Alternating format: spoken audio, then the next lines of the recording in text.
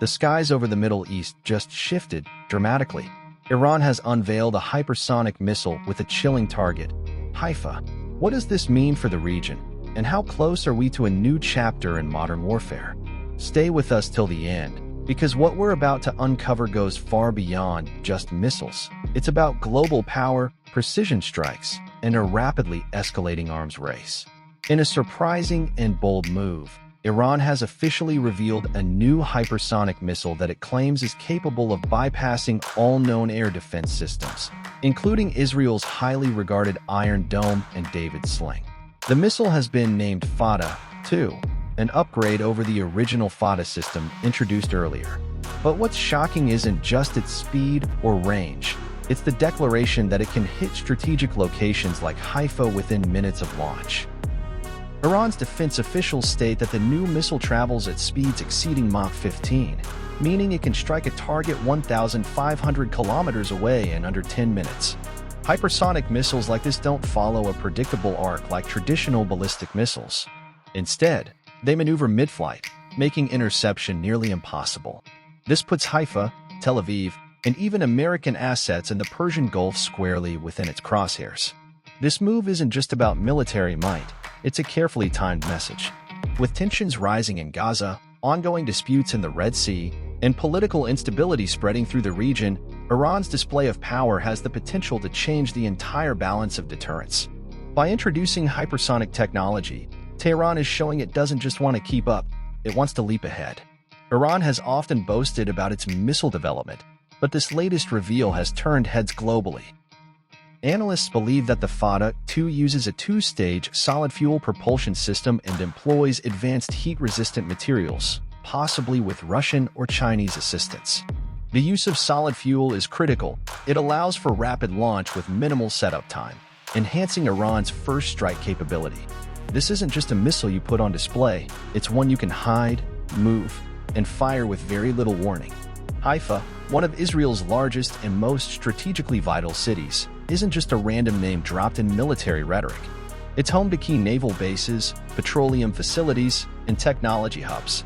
A hypersonic strike there wouldn't just be devastating in military terms, it would send a global shockwave economically and politically. Tehran knows this.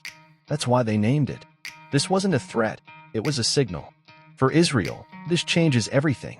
The Iron Dome, which has been extremely effective against short-range rockets, is not designed to handle maneuverable hypersonic missiles.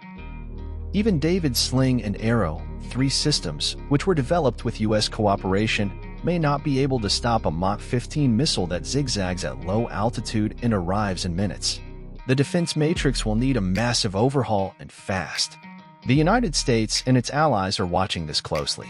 The Pentagon has already acknowledged the global race for hypersonic supremacy, and Iran's entry into this elite club could trigger a fresh wave of arms buildup.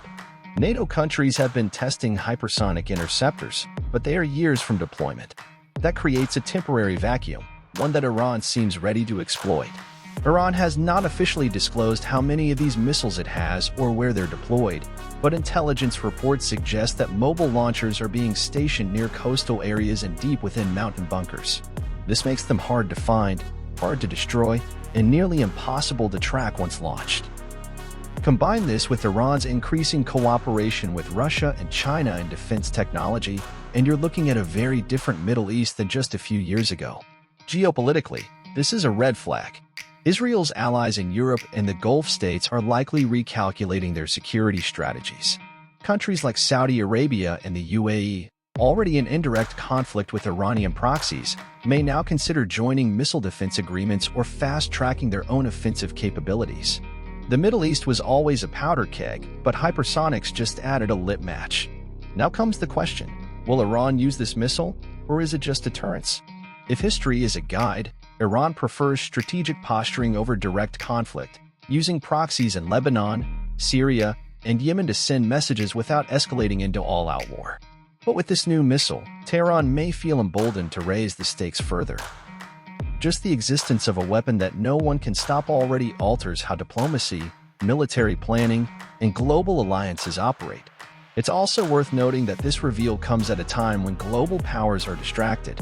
The war in Ukraine, rising tensions in the South China Sea, and a looming U.S. election mean that many governments are looking inward.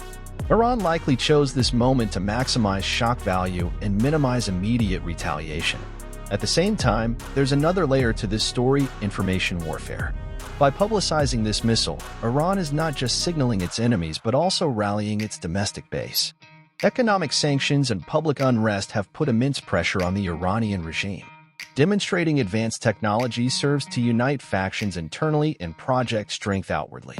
But while Iran paints this as a defensive measure against aggression, the message is clear: they are preparing for scenarios that go beyond defense. A missile like this isn't just about survival, it's about dominance. It's about rewriting the rules of engagement, where one side can strike first, fast, and without fear of interception. As the world responds, you can expect increased pressure at the United Nations, backdoor diplomacy in the Gulf, and perhaps even accelerated missile development in Israel and the West. But the reality is simple: the hypersonic arms race is no longer theoretical. It's here, and Iran just made its move. If you're wondering what's next, will Israel strike preemptively? Will the U.S. step up its regional defenses? Will Saudi Arabia seek nuclear cooperation to counterbalance this threat? Those questions may define the next decade in the Middle East. One thing is certain: military power is no longer just about numbers or size. It's about speed, precision, and the ability to strike before your enemy even knows you're there.